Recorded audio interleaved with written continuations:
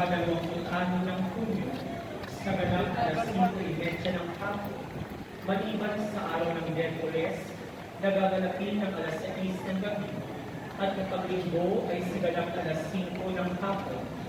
Ang ating sayaw dasal sa OABHI Hall ay gagawin pagkatapos ng misa na binaryo. Mangyari lamang na galitin ang inyong mga OABHI Hall. Sa ika-24 ng Hunyo, araw ng at panghuli, may higpitig nagbabawal ang paninigarilyo at paggamit ng drink sa loob at paligid ng ating dambana. Maraming salamat po sa inyong kooperasyon.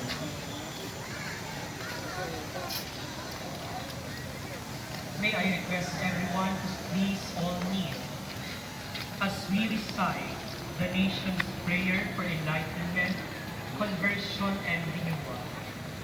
Together we pray. Loving Father, God of truth and justice, you sent your only Son, Jesus Christ, who by his paschal mystery revealed your mercy and reconciled Isaac ay pagkatapos ng post-communion prayer, mangyari lamang na dalitin ang inyong mga OABHI. Ang prosesyon ay gagawin pagkatapos ng alas 5:30 ng hapon na misa, na susundan ng pag-aakyat sa banal na larawan ng mahal na ina ng laging Siyon. Mayroon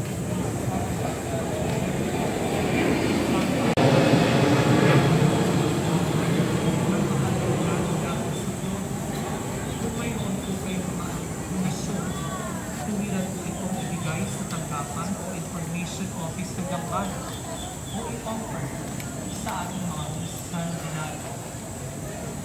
Mga kapatid, upang mapanatili ang kabanalan at kaayusan sa ating dambana, narito po ang ilang mahalagang paalala. Una,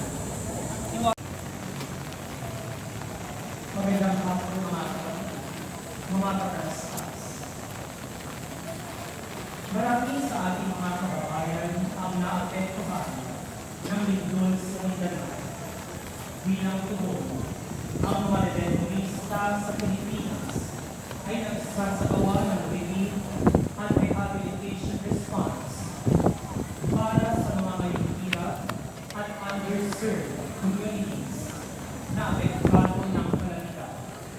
Dahil dito, muli po kami nakakabog sa inyong mga puso upang makibahagi sa pagtulong sa ating mga kapatid na nangangailangan. Maaari po kayong magbigay ng inyong donasyon sa Information Office ng Dambana o kaya naman ay padala sa mga sumusunod na bank accounts o GCash number na makikita sa TV screens. Nais din po namin ipagbigay alam na hindi po kami tumatanggap ng used clothing. Patuloy po kami nagpapasalamat sa inyong pagiging lagi sa clothing at daluyan ng pag-asa.